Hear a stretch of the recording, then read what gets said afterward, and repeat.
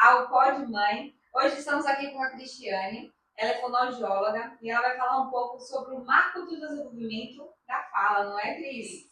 Estou muito animada para receber a Cristiane aqui. Primeiro porque olha esse sorriso. Gente, eu perguntei se ela fez um clareamento, ela falou que só escovou os dentes. Ou seja, eu tô precisando escovar. Mas não é sobre isso que a gente vai falar, não. Cris é fonoaudióloga e eu quero muito ouvir um pouco mais sobre ela e sobre o trabalho dela. Fala um pouquinho, se apresenta, Cris. Olá, então, Cristiane Dametas, sou casada, mãe de gêmeos, hoje com 6 anos, né, meus filhos. Sou formada pela Universidade Federal da Bahia e, a princípio, é isso.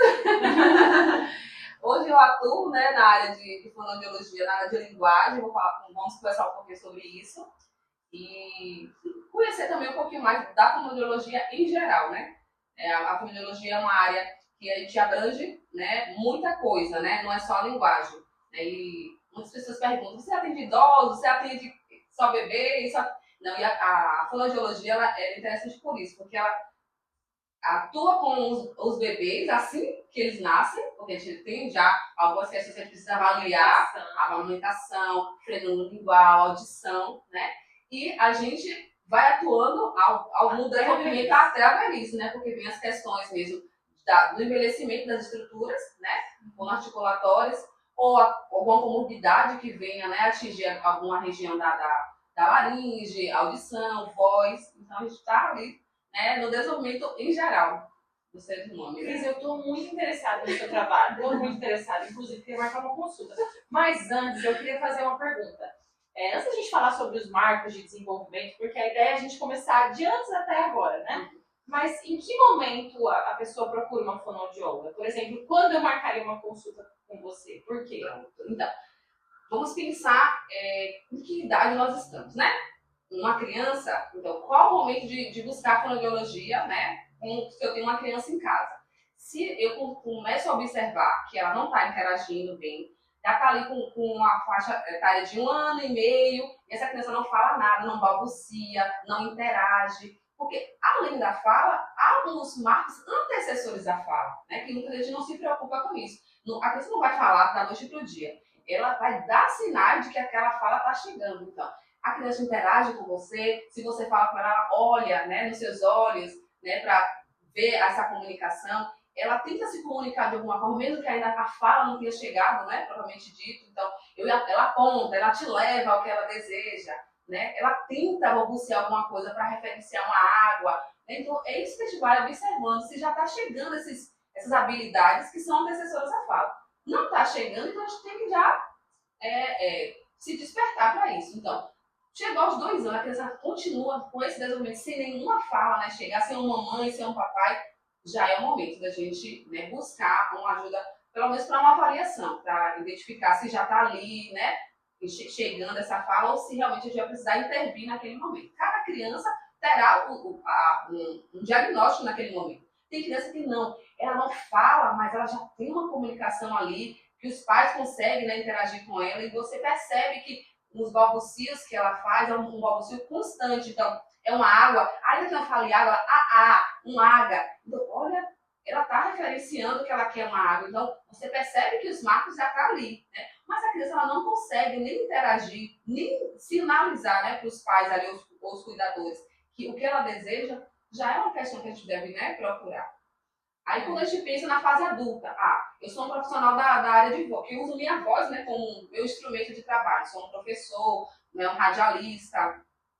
Então, eu preciso desse profissional quando eu percebo que minha voz está tendo falhas durante, né, chega no final do dia, já estou muito rouca, né, já estou ali tendo dificuldade, cansaço vocal. Então, eu preciso ter uma avaliação com esse profissional, porque eu uso, é o meu instrumento principal de trabalho e ele está me deixando, né, ali na mão, vamos dizer assim, no final do dia. Se eu estou querendo cantar melhor, eu posso procurar uma fonoaudióloga também? Pronto. Tipo, no karaokê, eu quero ter uma performance. O fonoaudiólogo, ele não é como posso dizer, um aprimorador vocal, né, para o canto, a não ser que ele tenha uma especialidade voltada para isso. Agora, ele vai lhe ajudar na questão da preparação vocal para que você consiga usar a sua forma de forma correta. né? Então ele vai te ajudar a processar as notas necessárias, né? Mas a questão assim, eu quero mudar meu... Mas também não faz milagre. Você não é que eu tô. Ou seja, Não é que eu tô. Mas vamos lá, volta das crianças. De 0 a 5 anos, né? Quando tem aquela virada de chave, né? As viradas de chave, na verdade, do desenvolvimento. Iniciando com menos de 1 ano. Aí fala, meu filho já fala, a mamãe e papai com 10 meses de idade, né? Teve até, inclusive, um neném que estava repetindo, tinha 3 meses, não sei se vocês viram isso. 3? Não, 3 meses. Não sei se é verdade também. Mas tinha Inteligência artificial, você pode ser, mas todo mundo comentando que não era e tal, enfim, não sei se de fato pode ser uma inteligência artificial. Mas ele estava repetindo o que o pai falava, o som que o pai falava. E parece muito real, não é possível. É possível, mas pegando essa ideia, né? Se na IA ou não, é possível ele reproduzir algum som assim, muito parecido? Tipo, reproduzir mesmo, não do nada. Sim. É. O que a gente espera de 0 até os 6 meses? Sim. Ele chega esse balbucio. Os balbucios, bababá, dadadá, sabe? Alguma coisa que ele tá ali articulando, né? Ele vai interagir com os olhos, né? Desse cuidador, vai começar a observar a voz, né? Diferenciar a voz da mãe, do pai, do avô, né? Quando chega aqui brinca com ele. Então, a gente já espera isso. Agora, essa questão do balbucio, a gente às vezes acaba aproximando do que a gente quer. Do som real. Mas ao balbucio, né? Com 3 meses, a gente não vai dizer nunca, né? Porque as crianças hoje, a gente não espera que venha uma fala já assim, propriamente dita, né? De uma reprodução real daquilo que a gente apresentou para o bebê. Mas, né? Não vamos dizer nunca, mas isso não é o esperado. Do 0 ao 6, balbuciar. Depois disso. Aí depois disso a gente vai. Quando começa assim por volta de 9 meses a 1 ano, já começa um balbucio mais, vamos dizer assim, mais fiel àquilo que ele deseja. Então, um mamã já chega, né? Que ali é um próximo de uma mamãe, né? Um papá, um dadá, sei lá, algo que ele tenha mais acesso. Sim. Então, você consegue perceber que vai se aproximando da fala real, né? E aí vem uma salto tão gostosinha, né? Vocês não estão pensando, não? Não, aqui já parou. Eu parei. Eu acho.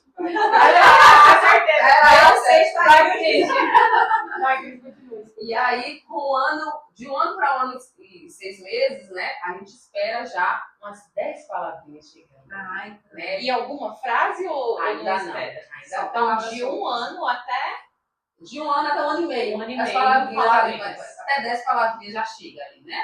Um au-au, né? Referenciando ao cachorrinho, ao que ele tiver acesso. Então, assim, e uma coisa que é bem interessante falar é que a criança ela vai ter um vocabulário maior o quanto mais a gente apresenta esse vocabulário para a criança, né? Então também a gente não conversa com a criança por achar que ela não está entendendo, que ela não vai repetir. Então assim, mas o quanto mais eu apresento de vocabulário, mais respostas ela vai me trazer. Ô, Cris, esse é muito curioso. Eu com o Theo, que agora o Theo está ainda, eu acredito, né? Está ainda no desenvolvimento da fala, ele tem 6 anos, mas ele ainda está aprimorando mais esse vocabulário, aumentando mais. E ao longo da vida, né? A gente até, esses dias eu aprendi umas palavras do meu filho, como assim? Eu não sabia disso? Pois é. E aí eu conversando com ele, eu geralmente uso palavras mais difíceis mesmo. Assim, para uma criança de 6 anos. É porque ele é formado em direito. Mas eu gosto dele ter esse acesso, né? Como você falou. Ele tem gente que fala Priscila, ele não vai entender nada do que você está falando aí e tal. Mas eu falo e depois eu represento aquilo que eu estou falando. E ele vai, e quando pensa que não, ele está lá falando aquela palavra difícil que eu estava mencionando antes. Então é interessante isso, essa troca com eles, para que eles possam abranger mais esse vocabulário, mesmo pequenininho, ou não, é exigir demais? Não, assim, a fala no natural é importante que a gente traga, né, umas falas mais complexas, que eles vão ali, ainda que ele não consiga reproduzir naquele momento, eles vão armazenando. E a criança, quando ela atinge ali realmente a fala, muitas coisas vão chegando. Tem gente que fala assim, com 3 anos ela falou tal coisa, mas é porque ela teve acesso àquilo, o estímulo chegou, né? Então, assim, uma família que conversa, que dialoga, que traz palavras novas, a criança vai armazenando. No momento certo, ela vai começar, né, a trazer essa fala, né, no dia a dia dela também. Então, é interessante a gente pensar que a criança precisa ser estimulada. Né? Então a gente não pode deixar lá, não. já que é natural, vai acontecer. Não, ela precisa ter um modelo, porque a fala vem da modelagem, ela vai ver o outro fazendo e aí ela vai, né, copiando, né? Primeiro é uma cópia, depois ela vai desenvolver a fala dela. Esse aqui pode fazer uma pergunta, mas antes dela fazer, tem uma coisa interessante. Por exemplo, meu filho era, todos os dois, quando eram pequenininhos, eu sempre coloquei acessível, assim, as frutas, a água e tal. E eles falavam, ainda não fala, né? Água, mamãe, água. Uhum. A água? Tem gente que acha que faz o contrário. Fala, a água, então... Como se você corrigisse ele pra ele saber qual é o jeito certo de falar. Pronto. Só que sem corrigir, literalmente. Não dizer nada, Tipo, você tá falando errado. Mostrando. Aí, nanana, mamãe me dá banana. A banana? Claro, filho. Banana. Isso, banana. Banana. Eu faço isso até hoje. Os gêmeos, eles estão com 2 anos e meio. Uhum. E deu uma destravada na fala deles que eles estão querendo falar todas as palavras. É muito fofinho. E aí, por exemplo, quando eles vão falar, fazer oração, no final eles falam em nome de Jesus Cristo, né? Eles falam Kikito. Aí eu, não, vamos lá. Jesus!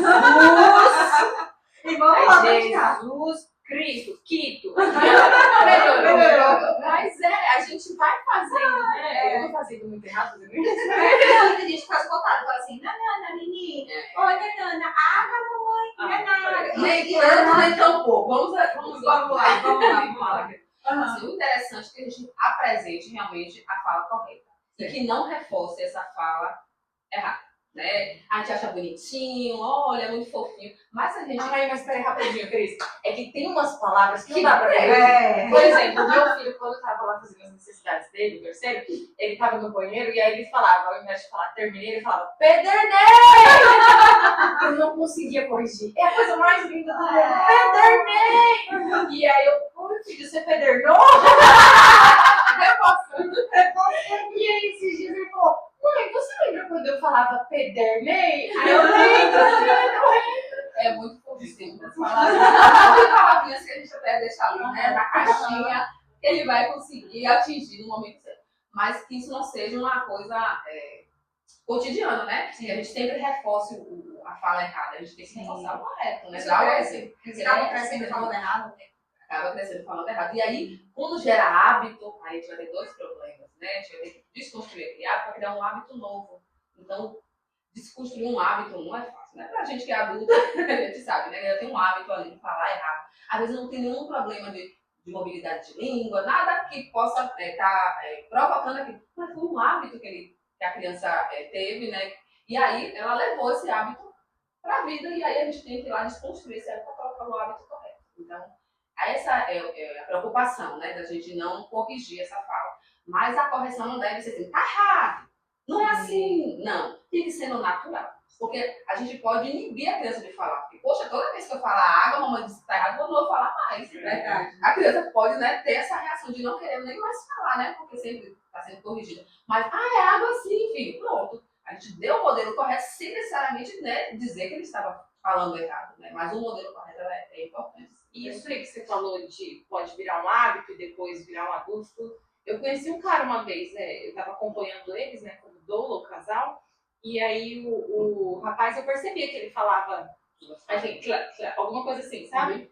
E aí eu não lembro o que a esposa dele falou, eu falei, você tem algum problema? Eu não lembro exatamente.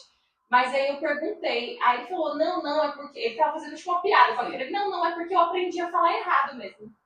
E aí eu falo assim, eu aprendi a falar errado. Então, assim, ele não tinha de fato um problema, mas teve esse hábito na infância que foi cultivado e ele não foi corrigido. E aí, então, isso, pegando um gancho que você falou, a gagueira, por exemplo, é por conta disso, daquele hábito errado? Não. Já a gagueira, não. A gagueira é uma questão que a gente não tem ainda um fechamento da onde surge a gagueira, mas tem muitos estudos que estão ali, né, voltados para a genética, né, muitas vezes, quando você vai investigar na família, sempre tem alguém, né, que gagueja, ou já por conta de algum trauma vivenciado, né?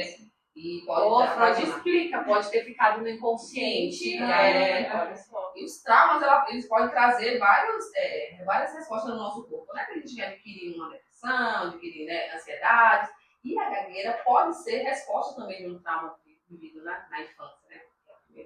ali. Então, terapia, análise, né, acessando esse trauma, de repente pode até E ajudar. isso pode ajudar. Na realidade, a gagueira, na maioria das vezes, a gente atua com o psicólogo, né? Ah, interessante. Porque muitas questões precisam ser trabalhadas ali também, a questão emocional, para que a gente possa.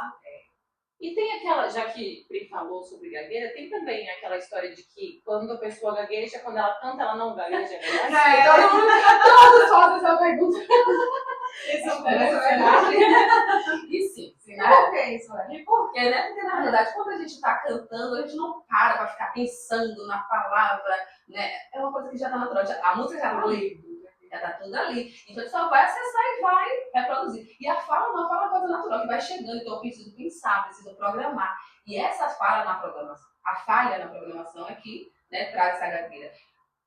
A gagueira pode surgir no momento de um nervosismo, né? Verdade. A gente às vezes não gagueja, mas, né, quando é se colocado numa posição ali, né, de frente de pessoas, a gente já fica um pouco mais ansioso, mais nervoso, a gagueira pode surgir, que é uma gagueira passageira, que é devido àquele momento. Mas a gagueira patológica, ela ocorre mesmo em situações normais, né, de fala, e a gagueira está ali, né, se apresentando. Que é devido aos traumas ou possivelmente à questão genética. Então, quando meu esposo ele tem problema gaguejado. E ele vai começar, inclusive, a fazer um tratamento sobre isso. Mas quando meu filho tinha 4 anos e meio, mais ou menos, o Guilherme, ele gaguejava algumas coisas. Ele falava algumas coisas e ele sentia que estava gaguejando. E eu Mas tem uma fase, não tem, que a criança... Isso que eu ia perguntar. Porque quando eu estava lá, ela falou, não, calma.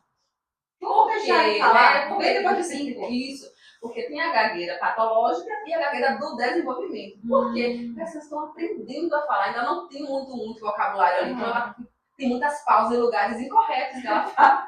No meio da palavra. No meio da palavra, para poder acessar, porque ela não sabe que palavra usar, qual seria o termo. Então, vai ter essa gagueira, que é a gagueira do desenvolvimento. Os meus bebês, assim, tá muito engraçado. Ele vai falar, o que mesmo bem? É muito bom. E aí Benjamin falou, mas mãe, você não acha que ele tá gaguejando muito? Eu falei, nem sabe falar direito. Menino com 2 anos e meio tá falando um monte de coisa, então tá tudo bem, Tá né? tudo bem, né? Claro que se a gente percebe que aquilo tá persistindo, e se há um sofrimento, porque a gagueira patológica, você percebe um sofrimento junto dessa gagueira, uma angústia, você vê expressões faciais para poder, a pessoa trava um pouquinho, fecha os olhos, tem outros gestos associados naquela fala, né? Então aí a gente já percebe que não é uma questão, né, do desenvolvimento, né? E a gente precisa avaliar. E na questão da gagueira, é um momento que a gente precisa buscar o profissional para fazer essa avaliação. Sim. Depois disso, dos 5 anos, realmente voltou tudo normal. Tá. Cris, você tinha falado sobre os marcos do desenvolvimento até 1 ano e meio. Sim. E aí, depois de 1 ano e meio, o que pode acontecer, o que deve acontecer, o que é esperado? Pronto, aí a gente só aumenta, né, desse vocabulário. Então, aí a partir de 2 anos a 2 anos e meio, a gente já espera que a criança aumente aí um vocabulário de 50 a 200 palavras. Né? Então, é um aumento significativo, né? Mas para que essa criança tenha esse aumento significativo, como a gente falou antes, né? Temos que estar ali sendo um incentivador.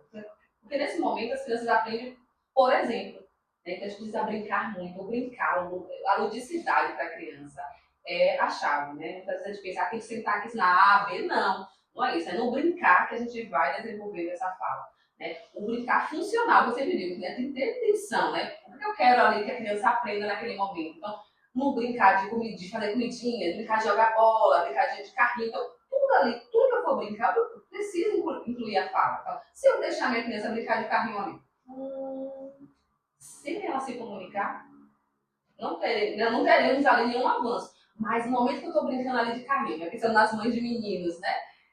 Olha, o carro vai subir, desceu, fez a curva, né? E bateu. Pra onde vai o carro agora? E agora? Vai pra praia, vamos passear. Aonde? Então, eu tenho que ter um diálogo ali, né, naquela brincadeira. Faço ali, posso ter os melhores brinquedos. E deixar a criança ali sozinha, brincando, sem ter essa estimulação, não vai adiantar. Porque muitas vezes as mães de paciente chegam, quais são os brinquedos, né, mais legais para estimular a fala? Suas mãos. Ou sua boca. Pode ser tampa de panela, não importa o brinquedo, importa o brincar e a forma com que a gente gente está brincando, né? Então, preciso realmente estimular. Então, aí a gente chegou ali naquele por volta de 200 palavrinhas e já começa as frases, né? As pequenas frases de 2 palavrinhas. Mamãe me dá, bebê quer água, beber água, né? 2 palavrinhas ali naquela frase. Uma frase curta, a gente não espera, né? Aquela frase completa, né? Com conexões, né? Com artigos, né? Às vezes sai umas que as mães ficam, essa criança. Pode sair, que ótimo, mas não é que a gente já queira isso, né? Mas aí, por volta dos 3 anos, vai aumentando tanto o vocabulário quanto o aumento da frase. Então, e tem alguns fonemas que é esperado que haja trocas mesmo, né? Tá trocando, calma. Tem fonemas que elas vão trocar ainda porque é mais difícil. Os fonemas mais fáceis são o B, o P, o N, porque são labiais, né? Por isso que é a mamãe que sai primeiro, por isso que é o papai que sai primeiro, porque são só mexer os lábios. Então, à medida que ela vai amadurecendo, né, tendo a maturação cerebral, ela vai ali se desenvolvendo as outras habilidades. Então, quando for preciso usar a língua, ela vai saber. O L eu preciso usar a língua, já é mais difícil, eu preciso levar essa língua. O R, que é o mais temido de todos, do barata, né? Balata. Por que ele é o mais temido? Porque ele é o mais difícil. Porque eu preciso fazer várias habilidades. Eu preciso elevar essa língua e ainda vibrar, né? Ra. Eu levei e vibrei.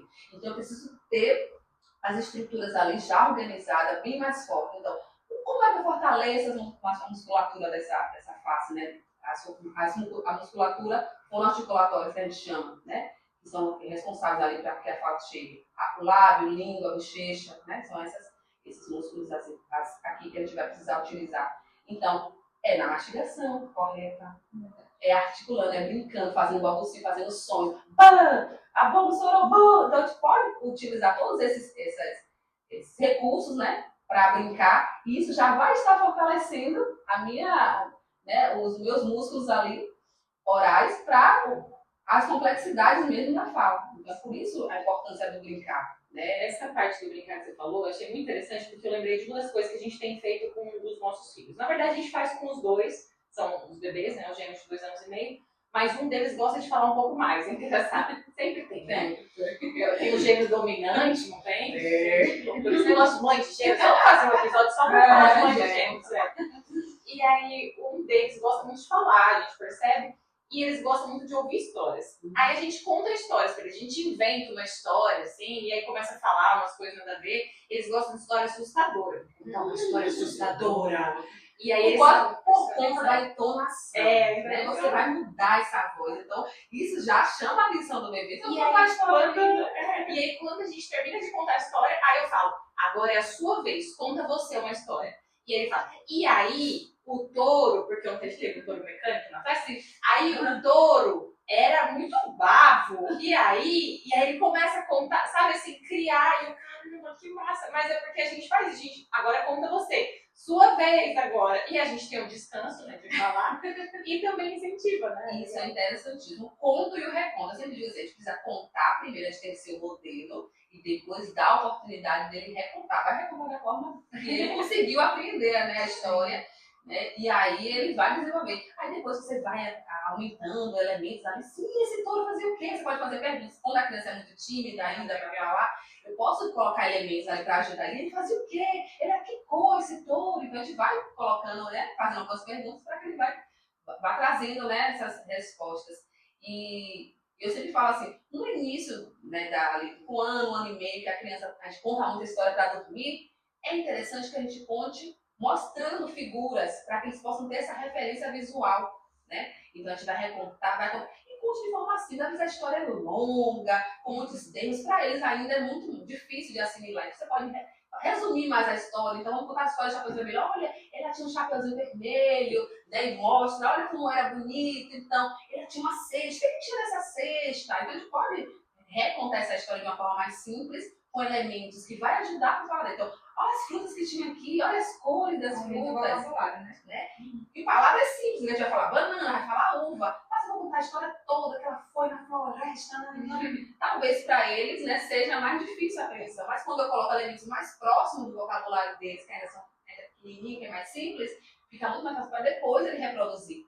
Então, agora é sua vez de recontar, ele vai falar da banana, pode falar de uma banana, uma uva, né? Mas eu falei de floresta, falei, né? de um lobo lá, só isso, para ele recontar como é que vai, o que vai sair, né? Que ele ainda não tem essa maturidade ali, né? Eu tenho só mais um caso pra contar, peraí, porque eu tô falando muito hoje. Mas é que um desses dos bebês, o Luca, ele tá na fase do desfraude. E o número 2, ele só faz no vaso, né? Mas ainda não saiu da fralda, não. Mas o 2 é só no vaso. E aí ele tá lá fazendo, né? E aí o Gogô passou direto. E aí ele, mãe, cadê o Gogô? Aí eu falei, ele foi embora. Ele foi embora pra onde? Aí eu tive que criar uma história. Ele foi tomar um banho, encontrar a família dele. Aí tá bom, ficou com isso. Aí da outra vez foi de novo embora. Mãe, cadê o Cocô? Ele foi embora. Ele foi encontrar a família? Aí ele olhou pra mim, eu tô triste. Aí eu, por quê? Porque ele foi encontrar a família dele. Eu também quero ir atrás dele. Não toca nada. Mas enfim, é só um jeito lúdico da gente colocando histórias estimulando a fala. Você viu que depois ele recontou e Ele lembrou que foi pra você. Desculpa, gente, a história do Cocô. Não vou mais falar sobre isso. Mas é interessante, né, que você vê que na prática, e não precisou sentar, fazer, é ali no dia a dia, no natural que a gente vai estimulando eles, né? É sentado na mesa, no almoço, a gente vai ali conversando, ele vai ali aprendendo sobre os alimentos, olha como está colorido esse prato, né? Estimulando ali. E daí a importância da escuta, né? Eu ia falar isso, da gente estar conectado ali com essa conexão. Gente- Igual aquele vídeo que você postou uma vez, né? Que é Aham. no celular e Exatamente. Se a gente pula essa parte, a gente perde a oportunidade de estar ensinando, de estar ouvindo e de estar aumentando, por exemplo, o vocabulário dele. Mas tem uma coisa importante, quando tem essa primeira infância na escola, há muitas comparações, né? Meu filho, ele já sabe ler, né? Um exemplo. Ah, meu filho ainda não sabe. E tem essa questão da fala também. Ah, meu filho já tá falando tudo, já tá mãe, papai, tio, vovô, e todo mundo, e já conversa e tudo mais. Ah, e aí fica a pessoa do lado e fala, ah, então meu filho só fala, sei lá, só faz algumas frases. Então, como que a gente pode, como que você pode, para quem está nos assistindo, porque eu sei que tem muitas mães lá que ficam comparando cada filho. Quando é que a gente, como que tem que ser feito, na verdade, nesse momento? A gente, realmente aquela criança, ela fala mais, a minha não, e eu tenho que procurar ajuda, ou não, como funciona? E quando temos que procurar ajuda? e também tem muita mãe que pensa que, não, mas é o tempo dele, tá tudo bem, deixa, né? Ele nunca vai ter ajuda. Então, tem os dois lados. Fala, Dos dois lados, então, tem muita coisinha aí, né? Vamos lá separar um pouquinho. Primeiro, a gente tem que conhecer a nossa criança. Tem criança que é mais tímida. Então, se é o perfil dela ser mais tímida, possivelmente ela não vai ser aquela pessoa articuladora que vai estar falando tudo, né? Não vai ser um tel daí. Não vai ser. Mas, como tem um marco do desenvolvimento, é para isso. Não é para dizer, tá tudo errado. Não. É para a gente ter um parâmetro. O que esperar em cada fase para saber se a criança está atingindo aquelas etapas. E como tem crianças que vão ser mais desenvolta, né? Falar mais. Se a gente comparar criança com criança, vai ser ruim. Né? Porque se a criança tem um perfil mais tímido, tendenciosamente ela vai deve falar um pouquinho mais. Ou menos, né? E a outra que é mais expansiva vai falar mais. Então, a gente não deve comparar por criança, mas pelos marcos. Então, poxa, ela já tem 3 anos e não está falando nada, só está falando mamãe e papai, não interage, não consegue responder o que eu pergunto. Eu peço para dar um tchau. Se eu não fizer o gesto, ela não está entendendo o que é para dar tchau. Porque assim, com 3 anos eu já espero falar, dê tchau, dá tchau. Só com um beijo, sem precisar mostrar o exemplo do gesto.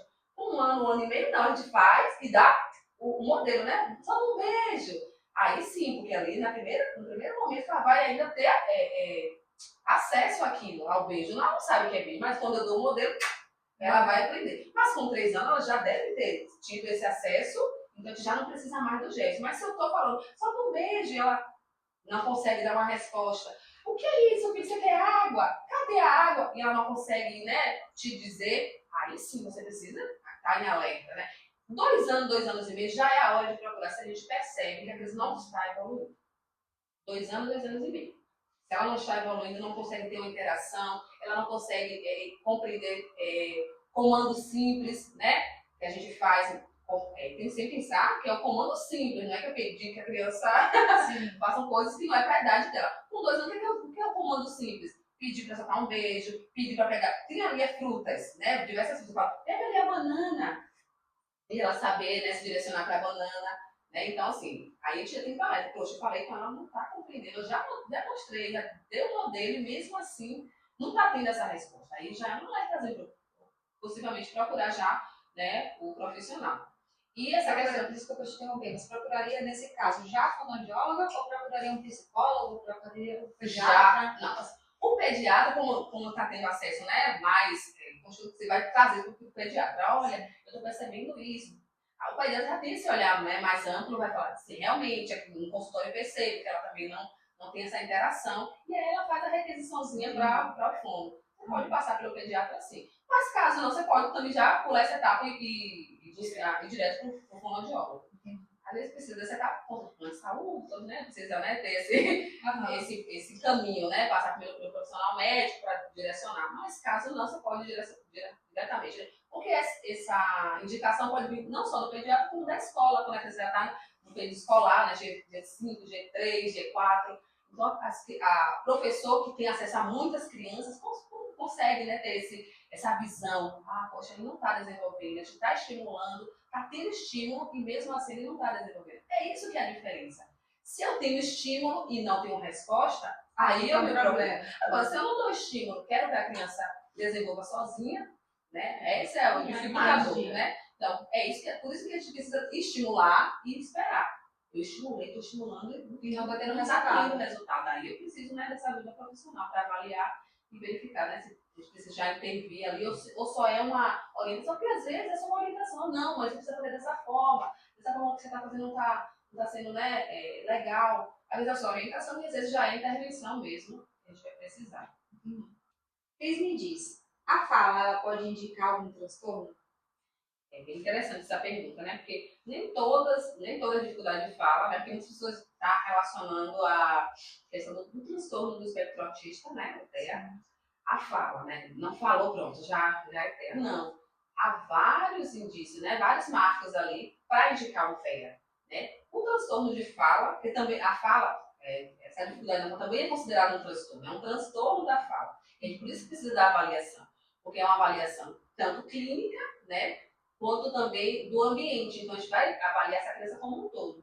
Então, assim, há somente dificuldades com a fala, né? Se for somente uma dificuldade com a fala, a gente vai trabalhar apenas a fala. É um transtorno apenas da fala.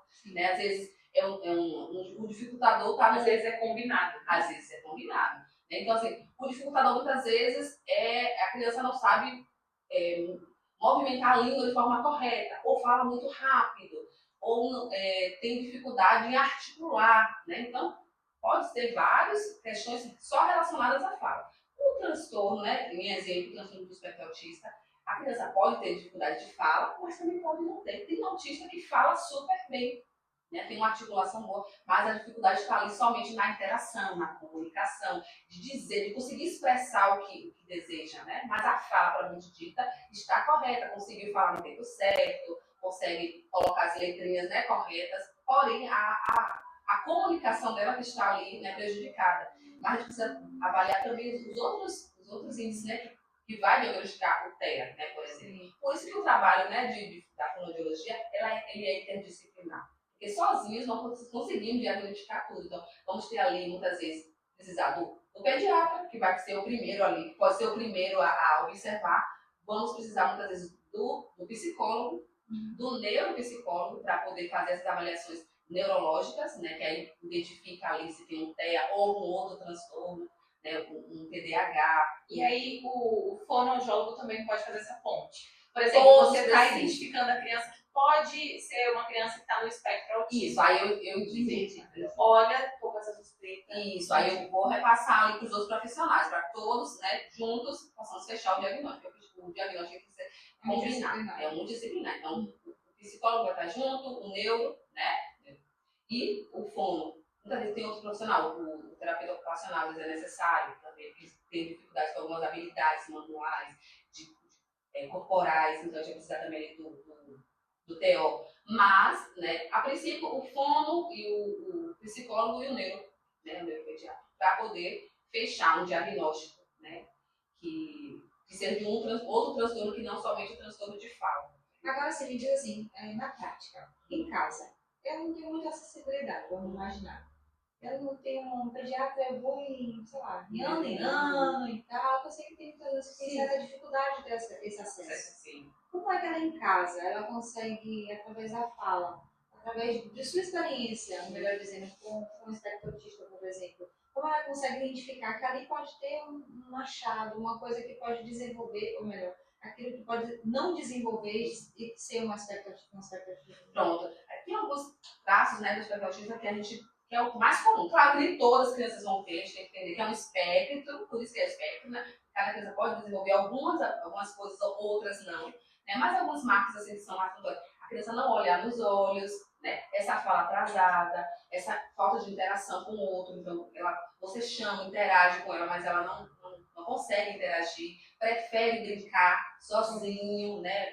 Brincar sozinho para ele é mais vantajoso, né? Tem uma forma de brincar muito limitada, assim, tipo, brincar com o carrinho sempre fileirando, né? Eles têm muito essa questão assim, de uma forma específica de brincar e que o outro não pode interagir ali com isso. Você tirar, né, ali da fileirinha, para ele se desorganiza muito fácil.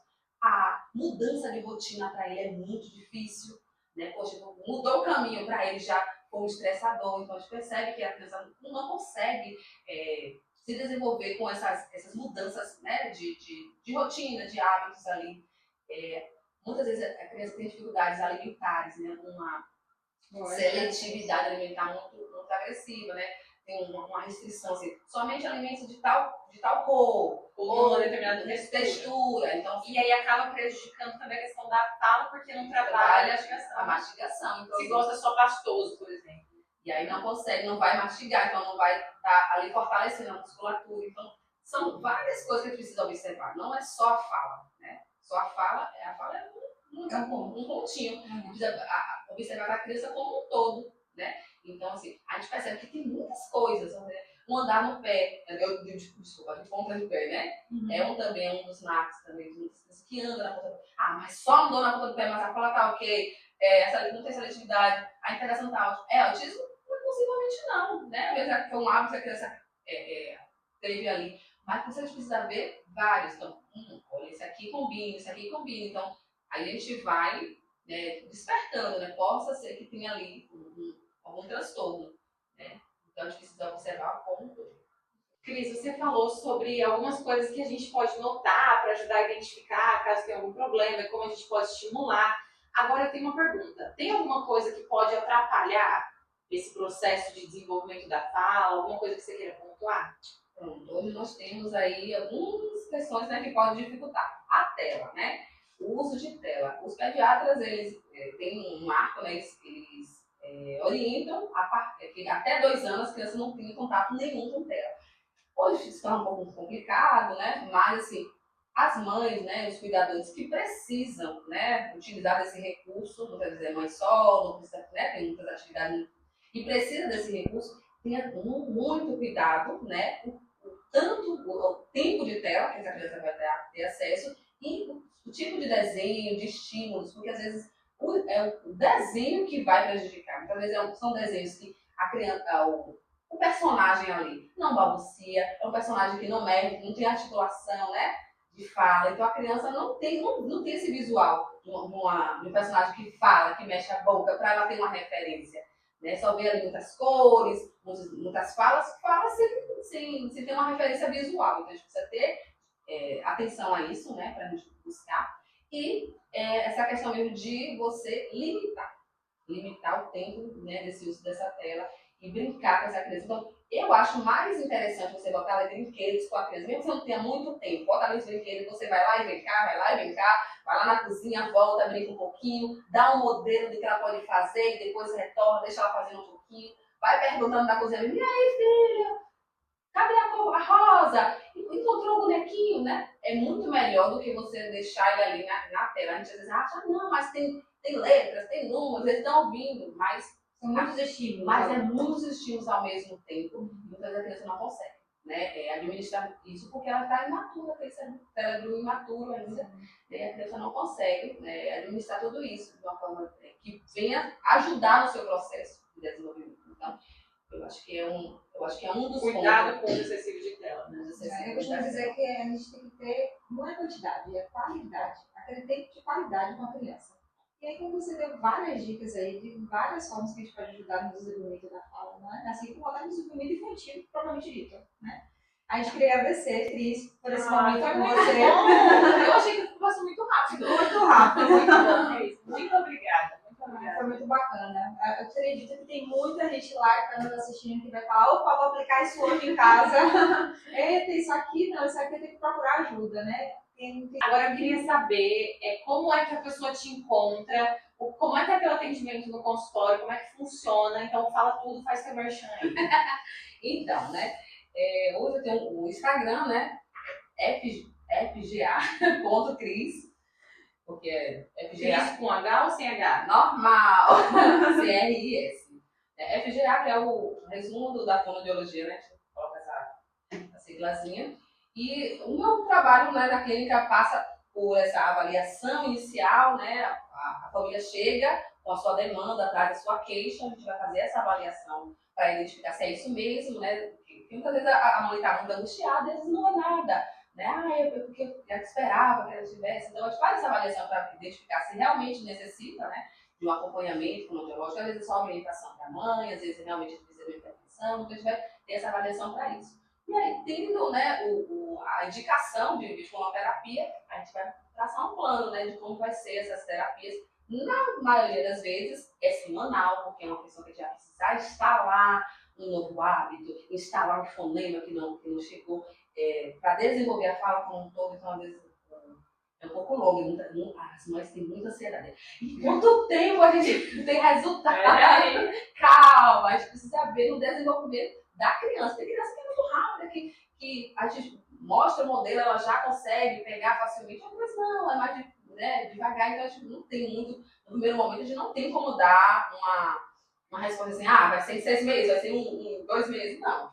É um desenvolvimento ali das terapias que a gente vai, né, identificando quanto tempo a gente consegue alcançar o objetivo, né, da fonoterapia. Mas olha, façam fonoterapia, vocês profissionais da voz, né? Hoje não estou atuando na área. Ela tá falando Da da gente. vocal. Eu percebi.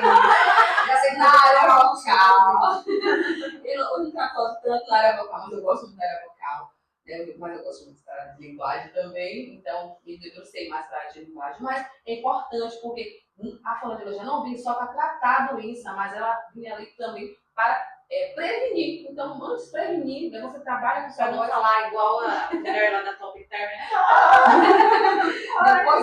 Depois que a voz já está lá toda acabada, fono, por favor, me ajude. Então, podemos ajudar ali, sim, na prevenção, né, de agravos à voz, né? Mães que têm suas crianças aí em desenvolvimento, observem, estimulem, e se perceber, né, que a criança não está tendo evolução adequada, esperada para aquela idade, procure um profissional, né? Tem vários profissionais hoje aí no mercado, né, que têm estudado, que têm se dedicado a essa área, porque realmente é tão importante. E é tão prazeroso quando a gente vê a criança que chegou ali sem falar quase nada, e quando ela sai, é a família chorando, é o fonoaudiólogo chorando, todo mundo muito feliz, né, com essa evolução, porque a comunicação é tudo, né? A gente precisa se comunicar, né? E o papel do fonoaudiólogo é esse, né? De ajudar esse indivíduo, né, a se desenvolver para que ele possa falar para o mundo o que ele quer, o que ele deseja, né? O que está ali dentro do seu coração. Então, quando a gente não consegue expressar, né, aquilo que a gente sente,